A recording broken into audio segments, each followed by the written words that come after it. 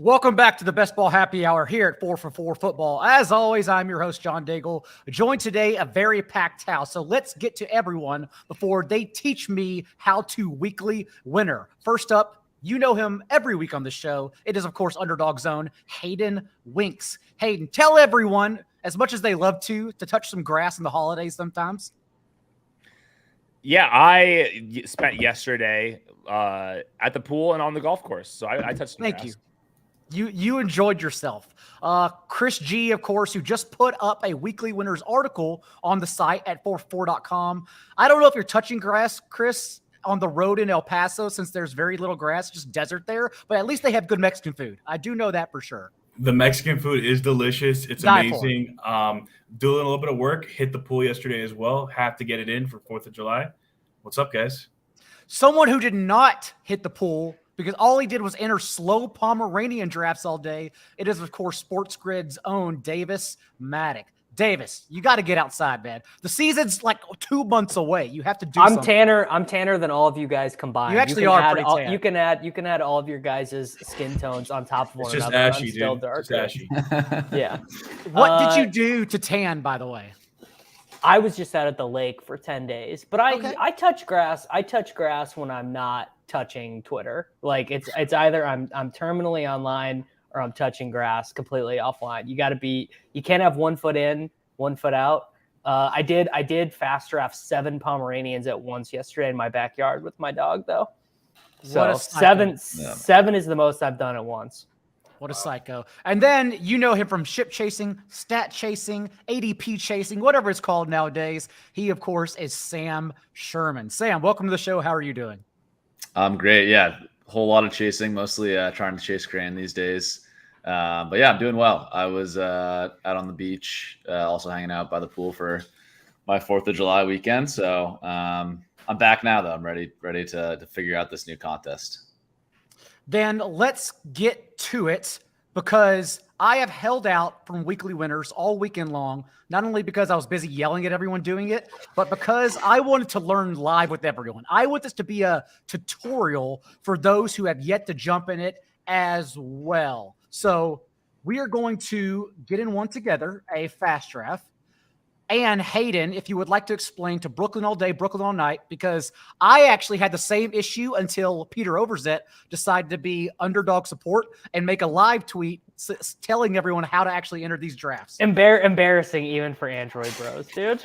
It is insane how hard it is to tell people how to update your app if it's iOS, and then to be patient on Android, and that the internet, if you just want to go on the web, it will work. But always update your app.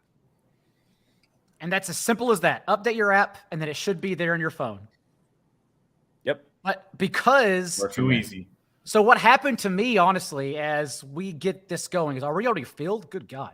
Y'all are psychos. What happened to me was, we're going to be at 172, by the way, is that I purposely turned off all upgrades from my phone like months ago once Twitter started updating, because every update only got worse, and I didn't want Twitter to update anymore. I wanted the oldest application possible. And so now I have to wise man, Daigle. Now I have to manually go into every app and click update. But that, of course, Davis, got backed up, which means that Underdog even sometimes does not update now until I go in and manually click it. So the idea was right, but it's actually screwing me long term. All right. Well, Daigle, what are your initial thoughts? Just like when you heard the concept, what was your initial strategy take? Structure doesn't matter. So you can already tell me if I'm wrong. And no. People are going too far the other way on just totally blowing structure off. So it still matters, in my opinion. Okay. I agree with my Team Davis. I agree with that too. These are just my initial noob thoughts. And then divisional teams, which I seem like is the lowest hanging fruit, most obvious. And I know TG Hernandez actually put out a tweet saying the teams that played in week 18, because this contest only goes to week 17, right? Yep. Yes. Right. So we actually won't get 2 games from those divisional teams that play in week 18. I'll pull that tweet up in a second to highlight it. But that's my initial thoughts. Chris, Sam, you two will be drafting with me. So just give me a name and let's start there. Whoever you want, man. AJ Brown or Austin Eckler? Yeah, let's go AJ Brown. I think we could maybe set up the stack here with AJ Brown. Let's give it a shot. Okay, we're gonna do that then. On the structure thing, I think I agree generally with Davis and Hayden that people are taking it too far, but I do think like slightly more fragile constructions are better, right? Like if I take 3 running backs with my first 4 picks, I'm probably stopping at 3 in this format. I wouldn't really do that in Best Ball Mania probably because of the consecutive tournament structure. But in this thing where it's just 1 week, I'm probably okay with like 3 running backs, maybe like 5 wide receivers. If I start with 5 out the gate, maybe 6 is better than 5. But I think that's how I'm approaching it. It's like slightly more fragile constructions are okay, but not completely ignoring structure. Well, I think it makes 0 RB better, like unquestionably, because like a 15-point week like probably does nothing for you. Like a 15-point Travis Etienne week is like, it might as well just not even. It just doesn't matter. So getting 15 points or getting 9 points from Tanks Bigsby or whatever seems fine. But if you bank the 3 Jerick McKinnon, bongo weeks, you're in a much better spot. Am I on the right track though, Hayden, and thinking that yes, divisional teams, like that's what we're looking for to stack and we're still stacking offenses, right? We're not going that crazy. Yeah, if you want the 4% correlation on the bring back options, then yes, it does matter. I like looking at the actual matchups. Like I like picking up a week and playing the matchups if I can. And stacking the buys and stuff. I think all that type of stuff matters. But I think the real thing is just the roster construction debate. Like, are all the 1 quarterback only teams, are they doing that wrong? I think that's like the true edge in this contest right now. Yeah, I'm pretty sure they are. I'm pretty. Sam, Chris, 1 second. Waddle. What are we thinking here? So I was going to toss up Mahomes. The Eagles do play the Chiefs this year. Week 11. Monday Night Football. So that's interesting. Like the divisions play each other. So if we want to do elite QB, I do like Mahomes here. The divisions don't play each other. It's just a Super Bowl rematch. So a big takeaway from this as well is besides the divisional matchups, each team plays an NFC division and an AFC division as well. And there's a couple like opt-in games. It just so happens that Miami, Kansas City, and the Eagles, all Week 10 buys, all play each other throughout the game, and they're all divisional based like matchups. So it's really great. Just not just the 2 teams, like the 3 other teams in the division. There's also the 7 other teams that we can match up and stack and correlate with the other teams as well, which will help us. Got it. Okay. In that case, we did go with the elite quarterback with Patrick Mahomes. Hayden, I know you have you already did a show on this. You have an entire column on your top 10 suggestions and strategy tips. What else have you discovered so far, at least as it pertains to these early rounds and how to get going in drafts? Well, the market is pushing up all the elite quarterbacks and elite tight ends, and they're drafting fewer of the quarterback 3s and tight end 3s because a lot of the people out there, I shouldn't say a lot, but a subset of the people are drafting 1 quarterback or 1 tight end and not drafting a backup. My counter to that would be, is the 13th wide receiver really helping your team? Like, yes, you want to be, we have Patrick Mahomes, we want to build the team around Patrick Mahomes, but is the 13th wide receiver really improving your odds to bink a wink versus what a second quarterback would be binking another week that Patrick Mahomes especially if you already have a teammate good wide receivers. 2. Yeah. Or no, a teammate or 2 of said quarterback. Yes, of course. You always want to be correlated with the quarterback, but like your first, second, third, fourth, fifth good wide receiver, it's the same argument as you're making with these people are making with the quarterback and not drafting the second quarterback. It's like bet on the wide receiver that you just drafted as well. Like you can play that exact fragility thing that Sam was talking about at the other positions, not just the onesies. Like Sam said, draft 3 running backs and then don't draft any more beyond that if you drafted 3 good ones. So like everyone's only doing it with the quarterbacks and tight ends. I think that same exact argument with the fragility also exists at running back and wide receiver. And if the running back price tags are going to continue to drop, I think that drafting 3 good ones is a definitely viable strategy. What else have you been doing, Davis, so far that you've enjoyed out the gates in these drafts? I mean, I have not done this yet. I haven't had the cojones for it, but I really like this idea of the quarterbacks who are not drafted every single time. So like Desmond Ridder, Mac Jones, Jimmy Garoppolo, Ryan Tannehill. It's like we know the ownership percentages for these tournaments, right? Like all like 90% of the players are 8% owned, but like Mac Jones is going to be like 4% owned every week, and that's like kind of interesting because I don't know, there'll probably be 1 week the Patriots score 38 points or whatever, and if Mike Gesicki catches 2 touchdowns, like I haven't gotten like that far into the game tree, but it's an idea that intrigues me. Yeah, I've been doing that with a little bit of the ancillary pieces instead of the quarterbacks, like Logan Thomas, that kind of tier. I really like getting those guys that no one's going to have at the end. We are on the clock, Chris, Sam. Any thoughts here? We haven't a quarterback already. I'd probably go Brees here to get the upside at running back. Yeah, that's fine. Yeah, I don't see any tiebreakers to go with the wide receivers, so that'd be my call. Cool. Yeah, Philly does play Seattle, but it's fine. Got it. To me, like them playing each other once, like we're talking about such little bring back correlation. Like that's all we talk about is bring back correlation. It's so marginal. Like I would just like, who do you think is the best player?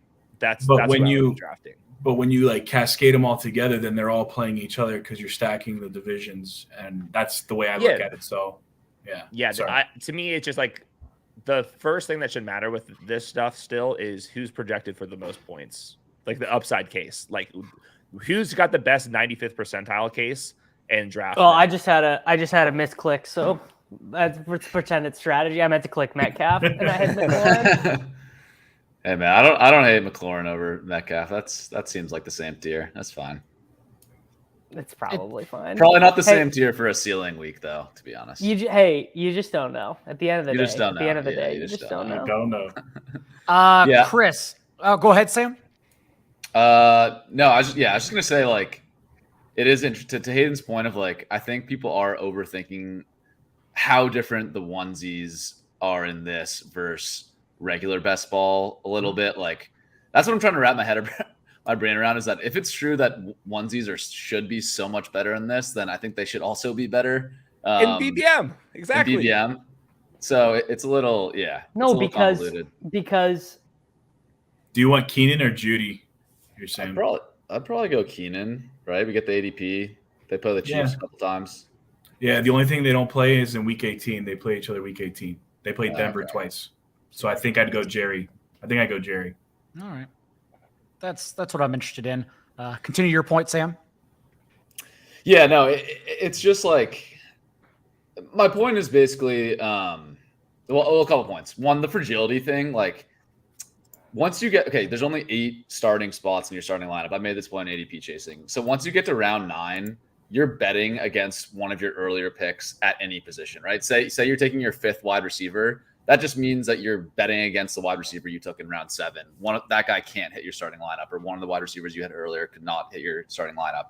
So I think people apply that, like, thinking with the quarterback and the tight end so much. It's like, oh, this is a waste of a pick because I'm wasting like the 4th round pick I took on George Kittle if I take a tight end in the 12th. But it's like, in reality, whatever position you're taking, you're quote unquote like wasting that pick with something you took earlier. So you shouldn't think of it like, don't overanalyze the onesies from that perspective. I think building in additional picks at quarterback and tight end is still really important in this, because at the end of the day, you have 18 draft picks and 8 starting lineup spots. Like, you should be building in like robustness at all the positions, I think. I mean, there's some exceptions. Like, I can see if you took Mahomes in the 2nd round, no quarterbacks line up with your stacks, whatever. I get it. Like, you don't have to force a second quarterback, but like, if a nice stack falls to you in like the 15th, 14th round, like, I think there's still EV in grabbing that stack. So I do think people are overthinking it a little bit. I think one angle that I like is the skipping on the like elite tight end, and like with like, for example, like the Eagles, like, don't draft Dallas Goedert, take Jalen Hurts, and then ping pong all the other weeks with the elite tight ends, because the late round tight ends, because you can find a bunch of tight ends that are only going to be like 5-10% drafted. And I think people are really going out of the way to stack here. And the big difference here is there's more teams with Patrick Mahomes than there are people winning money that week. So you have to differentiate even when you do have the Patrick Mahomes spike week or the Jalen Hurts spike week. And I think if you're only just stacking up all their teammates, I think there's some leverage of getting unique with like in Jalen Hurts and then having Gerald Everett. And Gerald Everett was the tight end 1. And everyone's going out of the way to only draft Dallas Goedert without any of these backup tight ends. So you got to kind of think about the min cash versus how many teams are drafting. Like there's more Patrick Mahomes teams than there are min caches. So even if you get Patrick Mahomes right, you still have to differentiate. So you're saying, and we're just using Jalen Hurts as an example, because quarterbacks and tight ends are so ADPs are so increased that it makes sense to stack one or the other, like Jalen Hurts with Kenneth Gainwell, let's say, and AJ Brown, instead of adding Dallas Goedert because of tight end ADPs. Well, I think a lot of people are only drafting Dallas Goedert on the Jalen Hurts teams, so they're not drafting any of the other tight end 2s and tight end 3s. So it's already unique in that, because the Jalen Hurts quarterback 1 week, if Dallas Goedert does nothing, well, a lot of the Jalen Hurts teams are only have Dallas Goedert. So just like fire bullets at the fluky tight end position. I think for our team, I think Williams is the easy pick here. I know save him for me. Let's collude. Save Mike Williams for me. The Chargers play the Chiefs once, so we get that. The Denver will play the Chargers a couple times. Those are some nice tiebreakers, and I think he's probably one of the highest ceiling wide receivers available right now. Most definitely. And they play the Jets too, so it's good. Nice. Where's Christian Watson going nowadays? 46. Okay. What are some? So are there any other big ADP differences you've noticed so far, Hayden? Like, are there specific players? Michael Pittman goes 81st overall in this. Wow. Why do we think that is? All of the players without, like Chris Olave's down, all the players that don't have teammates that are being, they take the biggest hit. Huh. That's interesting though, because I guess maybe because the Colts too have like a division with the Titans and Texans, and that if people are overthinking that probably drags them down too, because there's not many Titans and Texans going early.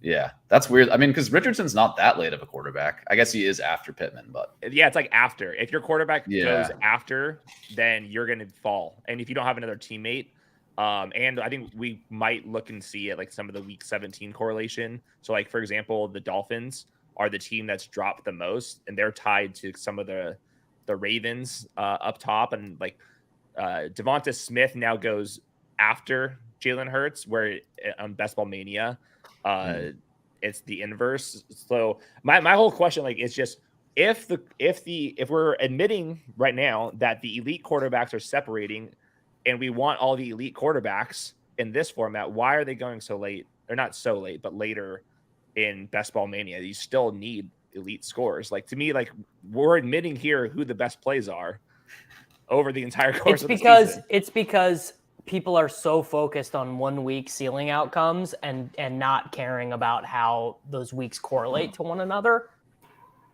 Is what it is. It's the mental gymnastics of I can simply get a 27-point week out of Gabe Davis when I have Josh Allen versus needing a 27-point week 4 times from T. Higgins or whatever. That's what it is.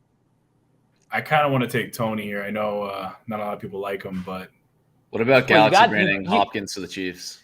You got to take Tony when you have Mahomes. That's the only time. I don't know, man. Him. But isn't he going to fall? Who's taking Tony if we don't take him? That's what I'm thinking. Someone will. That's fine. Go ahead. Okay, I'll do whatever. No, go ahead. We'll go Tony. All right. I don't have much Tony at this ADP, so it's fine. All of the elite players are getting so steamed. I would love to see ADP versus projections, like in this tournament. Like the Tony versus DeAndre projection, like to me, it's going to be like 60 points. And it's like, is the correlation making up the difference of the 60 points? Maybe. I think we're trying to figure that out. But you've only got to bank the Kadarius Toney 8 routes, 4 targets, 3 receptions, 3 touchdown game one time. You only got to have him one time. Hopefully that's week 11 against AJ Brown, 3 touchdown game, right? That's what I'm saying. I do think any bros who like ran Sims for this and got like real concrete math could probably completely clean up in expected value, because people, myself included, are just guessing right now. Truly. It's amazing that a format was created. This one was your baby, Hayden? Yeah, I had this idea like last year where it's like game planning how to actually structure it properly. It's amazing that we now have a format where it's not just weeks 15 through 17 that is cited. It's now Chris yelling out week 11 matchup. We got week 4 and 5 discussed on this show. It's truly for the psychos out there. Just a bunch of fucking sickos everyone is. I got a galaxy brain. So people talk about in DFS, like the larger the tournament gets, like the less correlation actually matters, and it's more just like you just have to pick the perfect lineup. Yeah. So this is a 260K person tournament.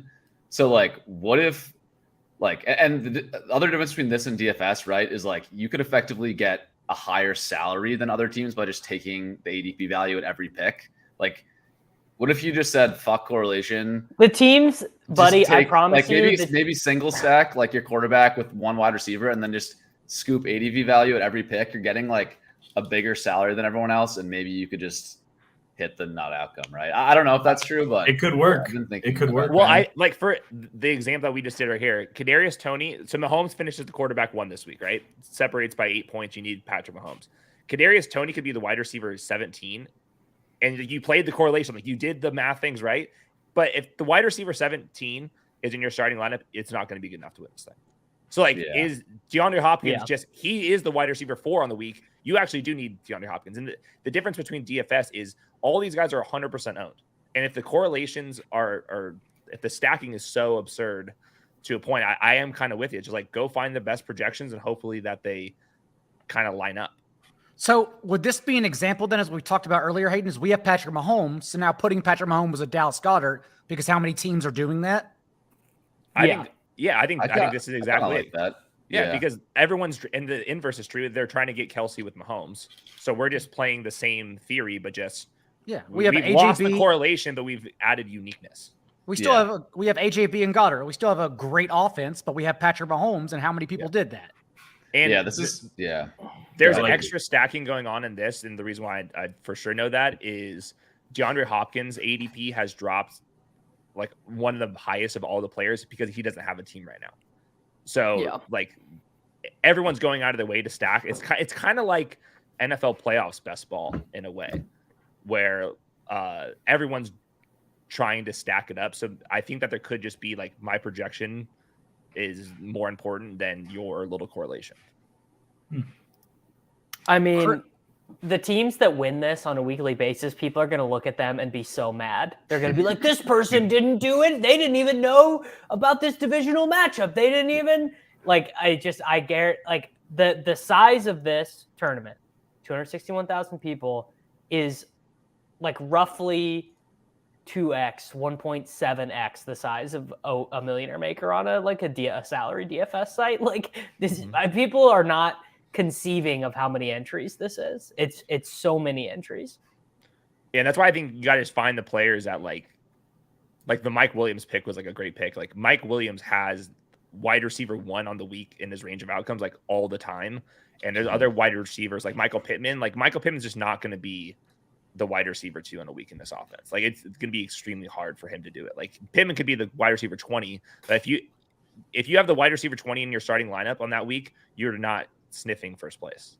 I think like you like really are going to need the nuts across this. So I would really think about like the better and best ball types for sure. I would almost think as well that maybe the matchups only within like the first 6 weeks matter the most, since that's when we can, I guess, guarantee the most health at any point throughout the season before players stepping in.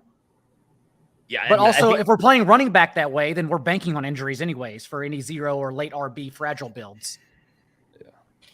Okay. We got Rashad White, James Conner. Those players make the most sense for us, I think. I kind of like Conner as a boring guy that just has ceiling because he's a workhorse, and who knows, maybe Kyler comes back. And Connor's had some huge games the last couple of years. He really has. Conner over White and half PPR, definitely do not mind. Right now, what are you setting up, Davis? I just keep getting snipes. So I just took Dak 11 spots ahead of ADP because I'm sick of it. I was setting up the backdoor Herbert with Quentin Johnson and Gerald Everett, but I got sniped on that. So I'm calling an audible with Chubb and Alexander Madison as my my anchor RBs, and I'll probably just ignore running back for a while because I need the Chubb the week he scores the 85-yard rushing touchdown, and Madison the 2 weeks he plays against the Lions. Chris, what other tips did you have written on your article in the site?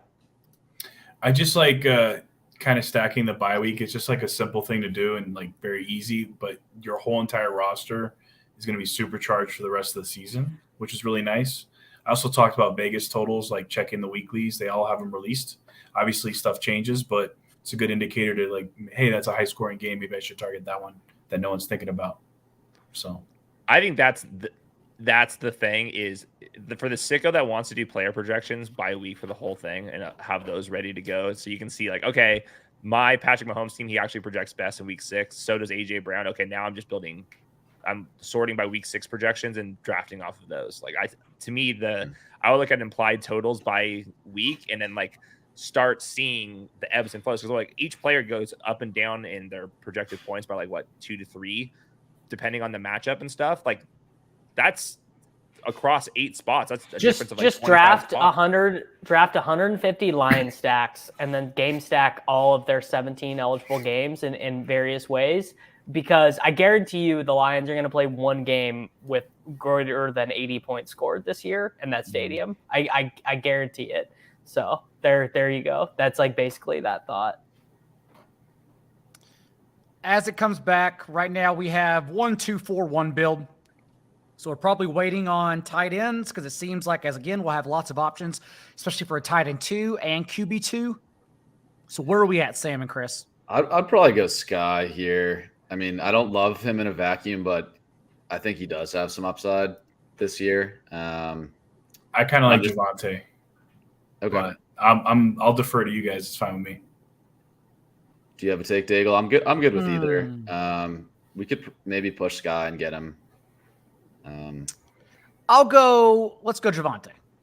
I kind of like that because with Brees and Javonte, right, we're now kind of like correlating players that have upside later in the season. Bit of a galaxy brain, but those guys should be peaking at the same time, hopefully. Yeah, this is to me like now you would go draft a bunch of rookies on this team. Like I think lining up the archetypes, and that's like doing player projections by week. Like you would have the rookies start low and then go get better throughout the rest of the season. So like we should be like finding like the best week 10 matchups list for whatever Patrick Mahomes projects best on this team, and then build for players that are also going to be projecting well in week 10 or whatever it is. Lundar, I actually go on Las Vegas Insider and I just hit NFL totals and check it out that way. I'm sure there's a more efficient way to do it that one of these guys might know, but that's how I do it. Oh, I was going to say, does DraftKings have all week 17 games posted? I think they might. They don't have total, or they don't have Circa might. Posted, I think a lot of them have like spreads, but not the over. I believe Jeff Benson did just share that. Yes, Circa has it all right now. Oh, okay. Good. And I think Jack Miller's done. Jack Miller's done something like this. I don't know if he's posted it, but he did for week 17 at least. Yeah. I know. I think Circa also is taking 5K limits on it, I believe. So they're healthy. Until Underdog Hayden becomes a sports book, that's what we have to do. So tell everyone on the yacht right now to get their shit in gear. Get ready.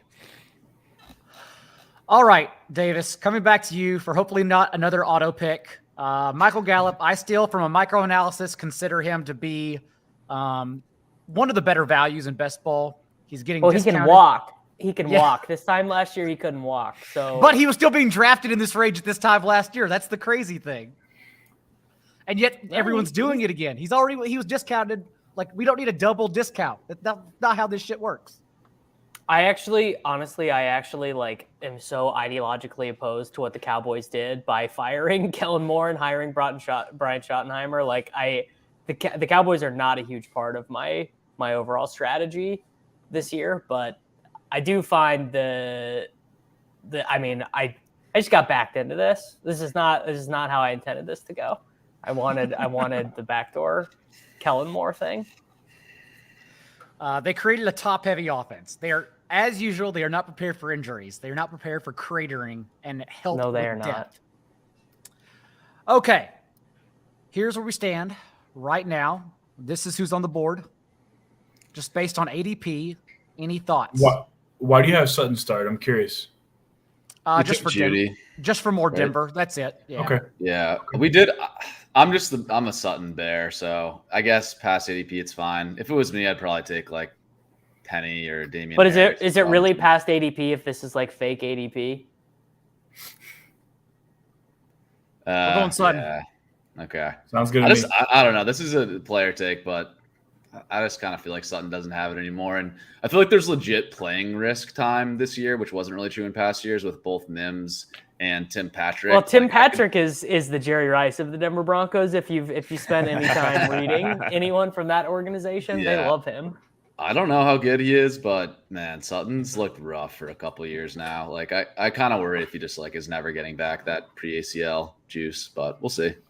I don't know if you heard Davis and Don, but Jalen Tolbert apparently did show up to OTAs more educated with the playbook and ready to roll.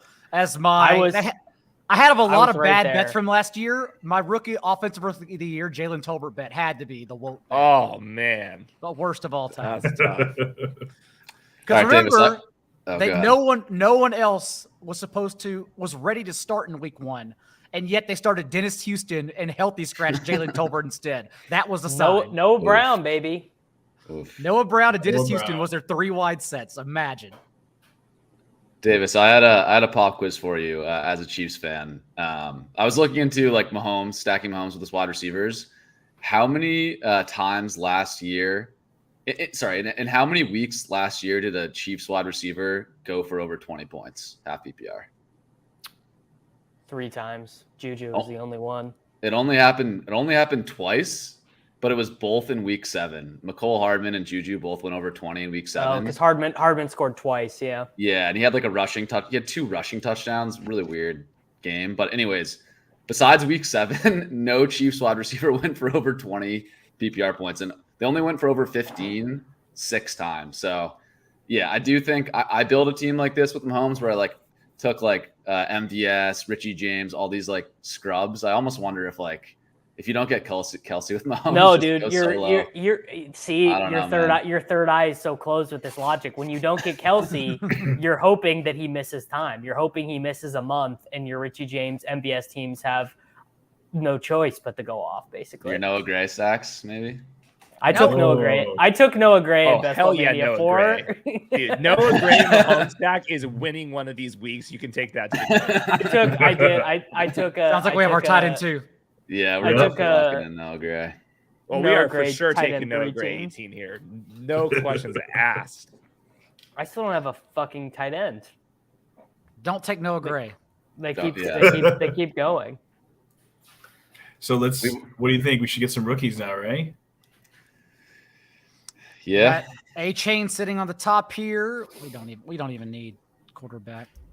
There is no chance A-Chain is out touching Brian Robinson this year. He's gone. Ooh. So there you go. Listen, I mean, I always take Brian. We got to take McKinnon with Mahomes, right? McKinnon can catch. You're out on McKinnon. I would take Robinson. Okay, let's go Robinson. I'll do B-Rob. It's fine. I like B-Rob. him. I'm a B-Rob fan. I fight people on Twitter all the time with B-Rob versus Gibson, so I'm happy to go to. He averaged like 19 touches a game last year with a bullet wound. Sam is such a bullet wound truther. Yeah, dude, people forget that he literally got shot like August 30th. It wasn't like July or June he got shot. He got shot. I know August because 30th, I ended up with like 19% Antonio Gibson in Best Ball Mania because I kept smashing him because I was like Brian Robinson literally got shot. Matter. I like Gibson's talent as much as anyone, but ADP dictates the dead zone. And what's happened is that it's gone way too far and pushing Gibson up to the one we should be avoiding instead. This is wild to me that no one wants to draft Brian Robinson. Yeah. And I don't know if Sam Howell is like leading a capable offense, I don't think it's like him dumping down screen passes to the running back a bunch. Like it's him using his legs, running, throwing to Dotson and McLaurin and Brian Robinson getting the goal line carries. So I just don't get, like, I'm okay with Gibson, I guess, but like, what's the thesis? They're going to feature Antonio Gibson in the passing game over like McLaurin and Dotson and Curtis Samuel. Like I don't get that. That's my biggest conundrum when I see in BBM, like these guys taking Gibson over B-Rob. I don't understand it. I understand the pass catching upside, and his upside's great, but time and time again, they just don't go to him. So let's take B-Rob. Oh yeah, Davis is back. Hayden, I saw your ridiculous New Orleans Saints fantasy football preview. Honestly, I was so disgusted. I didn't even. I was gonna like. I had a whole. Well, I had a whole tweet response typed up to you, and I was like, honestly, he doesn't even deserve it because he doesn't get it. Like you just like some people get it and some people don't. We're bringing in like you called him a fullback at one point. Honestly, insulting. What are we thinking? I like the MVS, couple deep shots. Yeah, why not? Mahomes. Why not, right? MVS, Mingo, Warren is where we're at. I would have liked Mingo too there. It's 1-4-6-1 right now.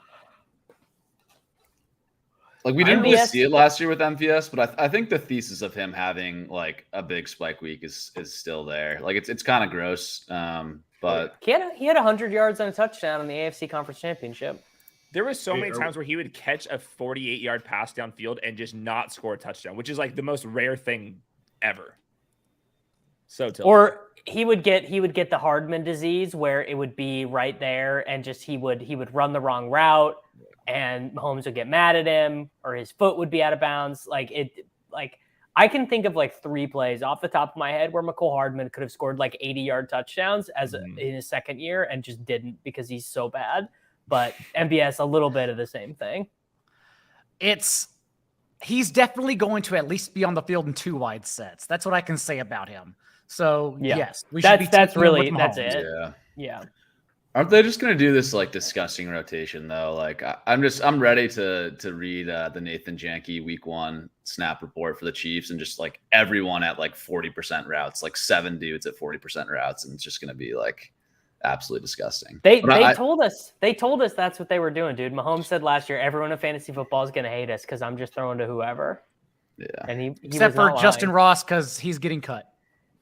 Thank you, Daigle. Thank you. The Justin Ross, like I very rarely get mad at people who get excited about players who like are theoretically exciting but will never play. But the Justin Ross stuff actually makes me angry. Like he will never play down a football for the Chiefs. It'll never. He was good in like 2016 or something ridiculous. He was undrafted. Like that's all you need to say. Yeah, if you're drafting Justin Ross, you got to take Kayshon Boutte too for guys that were good 6 years ago.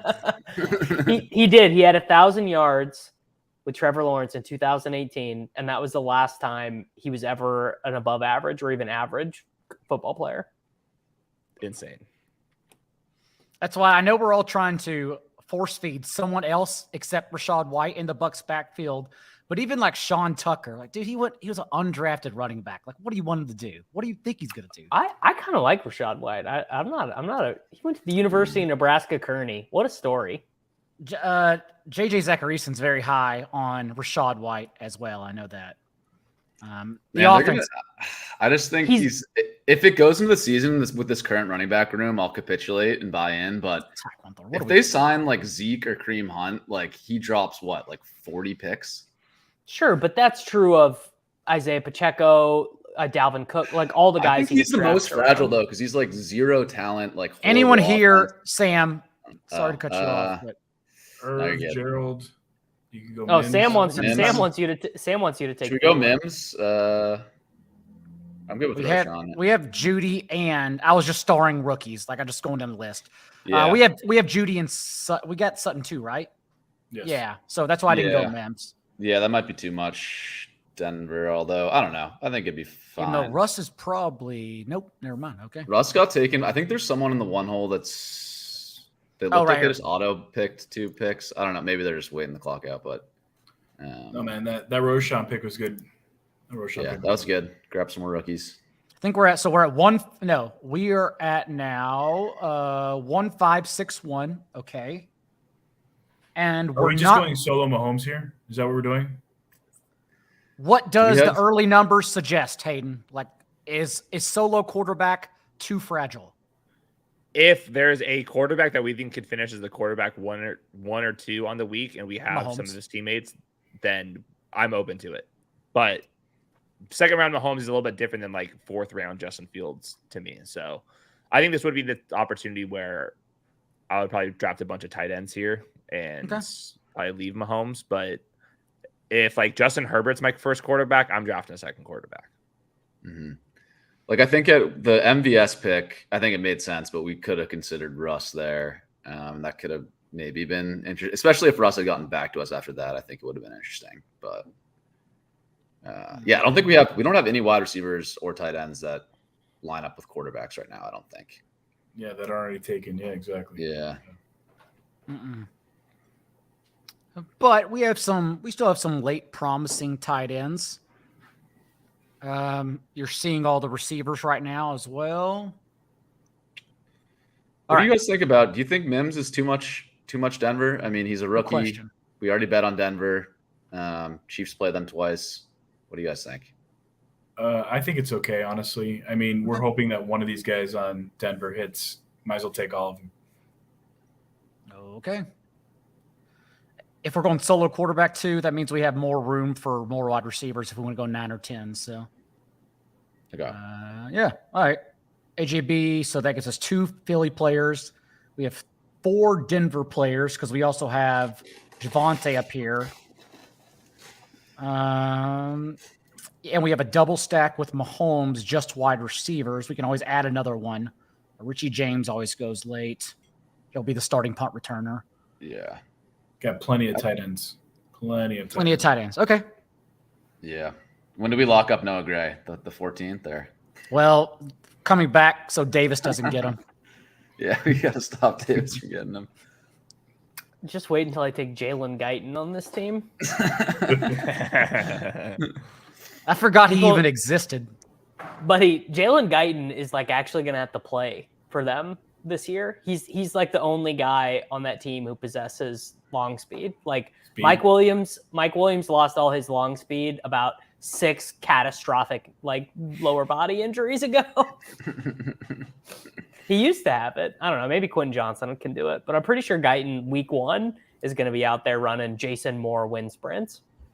Who was the week 18 player that got hyped in DFS again because he had like a $750K incentive to reach? I mean, the that's Chargers. That's a long list. The Chargers receiver, because as we know in DFS, everyone DeAndre overvalues. Carter? It was DeAndre Carter. Thank you, because everyone overvalues the incentive hype. It's become the stupidest narrative ever. Like Brady was the only quarterback who would ever do that. Antonio Brown didn't it happen to Antonio Brown once, where Brady just and like Gronk. absolutely peppered. Well, I think that's why Brown quit, was because he was close to getting an incentive and they weren't throwing him the ball, and he had a shitstorm because he's probably owes millions of people $10,000. Yeah.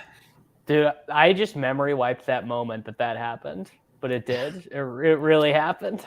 Because I think that game, I think Gronk had like 10 catches that game, so he would get the incentive. And Antonio Brown's like the same situation, but they don't have as much history. All right, this is what we're looking at right now. Still a few tight ends to choose from. What does our running back room look like? Do we need more running backs? I don't think so. Not necessarily. I think we could use one more maybe. Pretty top but- heavy. Yeah, one more is fine. I don't know why it took me into this stream until I realized that like literally Taysom Hill is the perfect guy for this format, because it doesn't matter if he finishes tight end 50 14 times, if he finishes tight end 1 twice. I'm pretty sure all of the tight end 2s and 3s are like down in ADP, except Taysom is up 10 spots. Up. Yeah. We may just we got autoed Isaiah Hodgins, but that's fine. I like that. I like that. Yeah, that's why I wouldn't say anything. That seemed I good. don't That's mind better that. in best ball right there.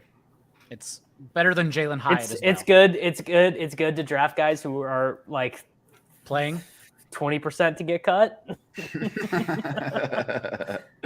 Isaiah Hodgins makes less than the guy who's going to finish 4th in Best Ball Mania 4. Yeah, man. He's a UDFA, right? He got screwed. He's He got a fucked. UDFA He who could have got made cut. like real money, dude. But the Giants could just sign him to like a unguaranteed $700K contract. They claimed it. It's because they claimed him, right? Yeah, he got. They Yeah, claimed man, him. that's So from- he gets extra 'cause it screwed doesn't- because he's on that contract this year, and next year he's a restricted free agent again. So That's he'll get such slapped bullshit. with a 7th round freaking whatever contract. That Like sucks. Richie James got the targets because he was a possession receiver, but Hodgins was the only one making big plays in the playoffs. Yeah, I mean, I remember Travis Fulgham and all these guys too. You know, I will say on Hodgins, I was looking into Matt Harmon's reception perception, and he likes Hodgins. He doesn't like look amazing, but for a pick in the 170s, he looks pretty good. So I think it might be real. We'll see. what does the reception perception say on Richie James? Because if he's good, that's interesting. I don't think he's charted Richie James. He's not that sick. What chart and somehow we're supposed to believe that charting Isaiah Hodgins is mental wellness, but charting Richie James is not. Richie James is like 30, isn't he? How long has he been in the NFL? He's probably 28. A while, yeah. I was gonna say 29, so somewhere in that range. 27. Never mind. Never forget the Monday Night Football game. He's 27. The Monday Night Football game against the Green Bay Packers. He was $2,000 in showdown, 13 targets, 9 receptions, 184 yards, and a touchdown. I'll never forget it.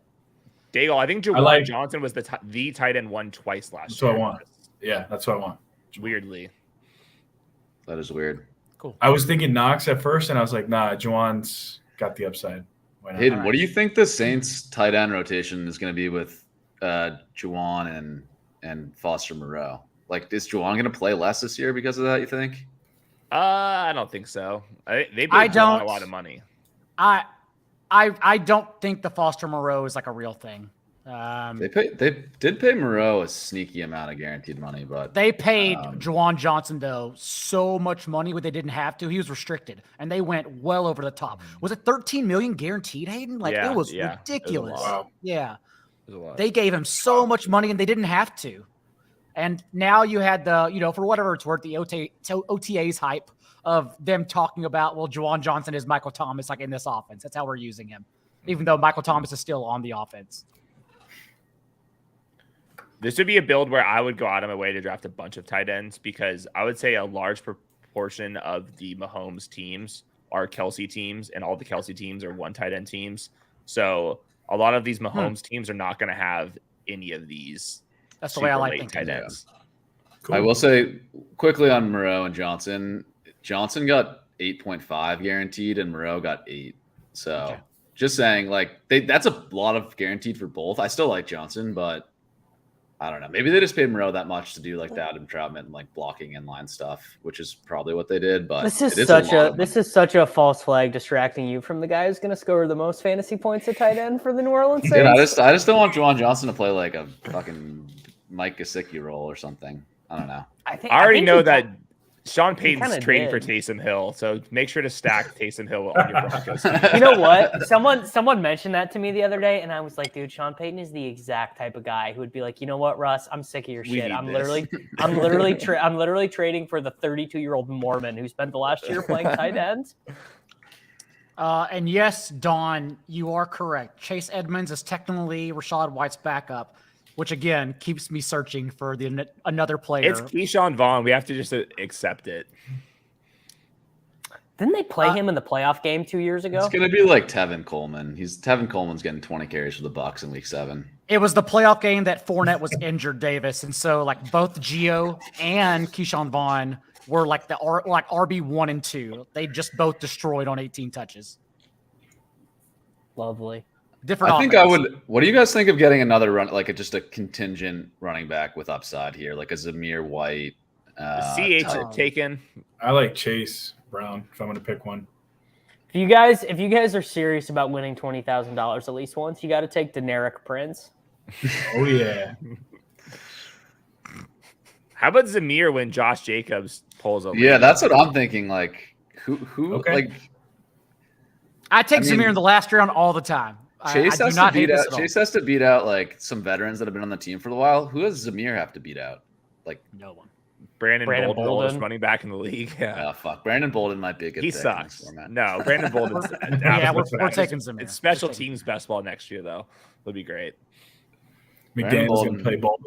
McDaniel's going to play Bolden for sure. Am I making up that Bolden had like a spike week last year? Did I memory hold that? He did. I think one game, right? I think I made that up. Bolden, 2021 maybe. I'll tell you. last year, I don't recall Brandon Bolden having a usable week last year. I know. I wrote him up in my waiver wire thing multiple times. But that doesn't mean he had a usable week. That just means we were all grasping for straws. He kept running a bunch of routes. 2022 spike weeks for Brandon Bolden. Was it the 49ers game with He scored Jared a Stidham? touch. No, he scored a touchdown in week Chargers. 1. Chargers. I think I'm thinking of him when he was on the Patriots in 2021. Oh, he had Something multiple weird. spike weeks when he was on the Patriots. They were just like, yeah, do you want to go be Shane Vereen, dude? At 31 years old, even though all you've ever done is play special teams, go for it. I'm 100% throwing out all training camp takes come August and just drafting every player who has an ADP dip. We're not doing the Josh Jacobs bullshit again. We're just not listening to literally anyone charting any training camp hype whatsoever because it doesn't matter. But what if Now, he plays in the first It game? might This though. is How about Isaiah? fakest worst take ever. This Yeah, stuff matters. Isaiah Pacheco, dude, round 18 pick. Who you'd have got like 100 spots at CLV. Well, he was actually for a 7th round player. He was actually a good prospect, anyways. Like he was. just the speed Well, score alone at his size. The Josh Jacobs thing, like looking back on it, it's so funny that the alleged reasons to fade him were Zamir White, like a rookie running back, taken in what? It was the 4th or Hall of 5th Fame round. game. No, it was the Hall of Fame game. Yes, it was But not no, Zamir people White were- at all. People were hyping Amir Abdullah and Zamir, like that was the supposed like guys they're bringing in to take his job, like fucking Amir Abdullah and Zamir White, like that was insane. It was the first half. It was one half of football is what happened in August, where everyone, including myself, then started doing micro takes on Josh Jacobs. And this He's also year, the player that the not very good, not explosive, but my 40 time guy, and any excuse to not draft those guys, everyone takes. Are we taking our guy here? we are taking our guy. Yes, we have right. to. Yeah, we gotta take Noah Gray. What about like Fortson? Does Fortson got it in him or no? No. I think it's Noah Gray. I mean, I do like Jody Fortson, but You look at Noah Gray's like snap shares, even last year when Kelsey didn't miss time, are like sneaky pretty good. He's playing like 40-50% snaps. but throughout the Fortson whole was year. injured in those games. Ooh. Noah Are we- Gray. Wait, we don't Noah want to Gray auto played- McBride, do we? Yeah, Noah get rid Gray. of McBride. Yeah. Good job. Hey, you Played might the- want to pick it. The last round it gets tricky sometimes. I pick it. Gray played over 50% of the snaps for the whole year. Yeah. All right. I think Dallas they trust him. Goedert- I mean, They're grooming was him. Fortson really hurt all year? I feel like he was healthy part of the year, and they just He came back late in the season. from what I He remember. was on the IR. He was on the IR. He's also a converted. If this is your thing, he is a converted wide receiver. He's Jawan He was a- Johnson. Yeah. Yeah, Yeah, he was a he wide is receiver Jawan in Johnson. college. He's a big fun athlete. Yeah. All right, so we finished with 1683 for my introduction to Weekly Winners. I feel like we shared a lot of useful information. Anything, Chris, you would have changed? AJ Brown to start, Patrick Mahomes, even though we talked about increased quarterback ADPs, so maybe waiting out. But at the same time, we had that leverage and not having Travis Kelce with Patrick Mahomes and instead getting Jalen Hurts elite tight end and Dallas Goedert, and instead stacking Tony and MVS with Patrick Mahomes for spike weeks instead. Also adding multiple tight ends, including Noah Gray, to our elite tight end. So just trying to find unique ways to build off of the stacks that everyone else is taking. I like this team. I think the only thing I would have changed is maybe switching MVS to Russell Wilson, like we talked about earlier. I think that's just having another option, if Russ ever explodes. That's especially since we did have 4. At the time we had 4 dip Broncos. Yeah, we could have like changed 3, one of our yeah. other picks to like a later Kansas City wide receiver if we really needed to, honestly, even if we don't like them. Sam, your thoughts? Yeah, I think we played it pretty well. I don't have any, like, on the structure of our team. I think we played it well. Like we talked about, if a quarterback stack had lined up well, I think it would have made sense to take a second. I think Russ was really our only chance to do it. And besides that, we didn't have a whole lot of options. So, my one like small micro thing, I think I just like want to pass on Tony in the Mahomes stacks and go with the guys later. I get that Tony has upside, but I think everyone's doing it. That's why we're seeing Tony's ADP rise so much, because every Mahomes team is grabbing Tony, and B, like the guys near Tony, the other wide receivers project so much better that I love the opportunity cost of like the 2v2 of like MVS instead of Tony and grab, I don't know, we could have got DeAndre Hopkins or like a legitimately good player and not someone who's gonna be playing 5 snaps each week in Darius Toney. So I would have taken Rashee Rice on this team for you guys instead of Sutton, Rice. Probably. Or I guess not instead of Sutton, instead of Brian Robinson. And Rashee had a 134 ADP. I really thought he'd come back one more round, but we stretched it like just a hair too short. But I really thought it didn't make sense for anyone else but us to take him. Yeah, I agree. My team stinks. I really messed it up. How did you mess it up? Well, I didn't get the Herbert backdoor until Everett. I also realized I should have taken Josh Kelly on this team. I just wasn't paying close enough attention. I do like getting all 3 of the Cowboys wide receivers with Dak. Mm-hmm. Feels like pretty much locked into like one. Those guys, Dak will get 30, and one of those guys will get 30 like a couple times, whether it be Cooks, Gallup, or CD. I did love realizing that Taysom Hill is the stone nuts in this format. But I feel a little bit lost as to what to do with running back in this format because I'm focused so much on correlation. But running backs, unless they're really pass catchers, they don't correlate that well to much of anything. It's really just about touchdown variance for them. So it's kind of just taking dudes that you're like, I think he could get 27 one week. Yep. That's really sort of my thought process with running backs in this format, which is not very scientific. And I did get Mr. High Point though, 2-2, got him there at pick 201. Made sure to not leave him behind. Hayden, what other thoughts to expand on what Davis said for running backs do you have in this strategy and this format? I like them in the flex. They project better than all the players that go around them for like points versus replacement. So I just keep drafting a bunch of them. What do you think the lowest ranked in a week a wide receiver could be for you to still like come in first place? Like if the week 4 or if the wide receiver 14 is in your starting lineup, do you have any odds of getting first place in this thing?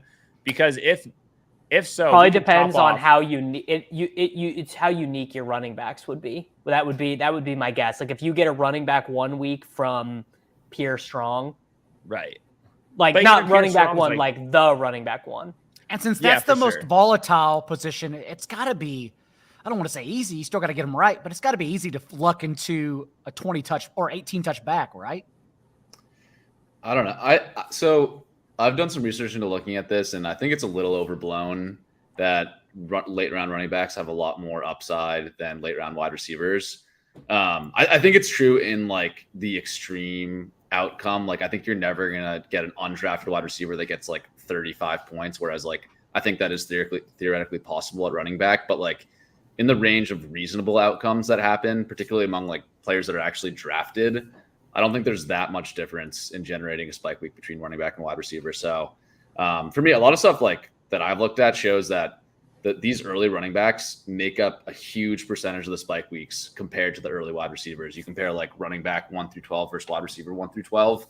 The running backs are the better bets at delivering these huge spike weeks. So I'm not overthinking it too much. Like I know a lot of people are saying 0 RB is way better in this. I think like if you can get 3 RB1s at a discount, that strategy is totally viable, and then stack up the later wide receivers. So I think you can go a lot of different ways with this, but I wouldn't say that like 0 running back is inherently better in this format. I think you guys have to.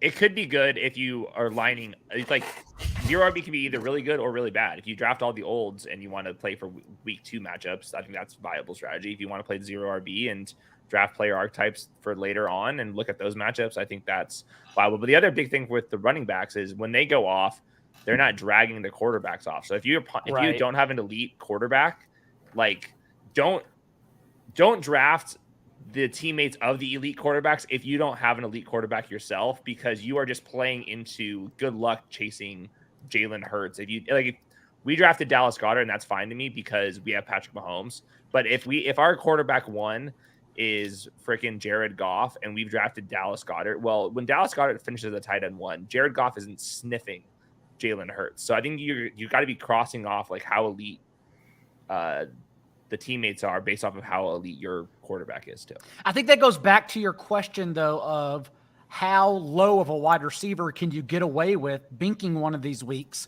Because then this format would suggest you can wait on quarterback and go running back if they fall for your first 3 picks. But then if you still get stuck with that wide receiver avalanche and miss out, can you get away with like multiple wide receiver 2s instead in your lineup? Yeah, man. I guess there are. We don't know. Yeah, man. The universe. I guess there are many ways to do this format. Then the last thing I'll say is I forget who did this. I think it's Leone did this a while ago. If you look at running back ADP running back like ADP is actually more correlated with like weekly scoring, whereas wide receiver ADP is more correlated with season-long scoring. So I think it's actually more likely that like kind of random wide receivers, like the wide receiver 24 through 48 by ADP, can have spike weeks and become top 10 wide receivers on the week than it is for running back. Like AJ Brown is a better bet to be a wide receiver 1 over the whole course of the season than Austin Eckler or whatever, but Austin Eckler is actually a better bet on a weekly basis to be a running back 1. So I don't know. I think anything can work. Just thinking about like what positions you took early and allocating capital later based on what you're betting on early. I think on a weekly basis, all sorts of different structures and teams are going to win this thing. It's going to be all over the place, I think. So I think you can try a variety of things. With that being said, Chris, tell everyone where they can find your work right now. 4 for 4. Good job. Man of many words. Hayden, what do you have for everyone right now? Team previews, Underdog. Team previews. Davis, what else do you have going on for everyone right now besides not going outside? Sports Grid Fantasy Football Podcast, Takecast, new episode out tomorrow morning. And you guys can watch me on with Jared Dubin from NFL on CBS and Late Night in Basketball Substack. We just chatted some NBA free agency. So hope everyone enjoys that. Awesome. And Sam, what do you have going on? ADP chasing coming next Monday. We have Matt Harmon joining for that one. So that'll be a really cool one, looking at his success rate charting data. So excited for that. Awesome. And of course, we'll be back next week here on the show with more guests for everyone else. So until then, from all of us and from Davis's burner, remember, be a little bit kinder than what's required. We'll see you next time.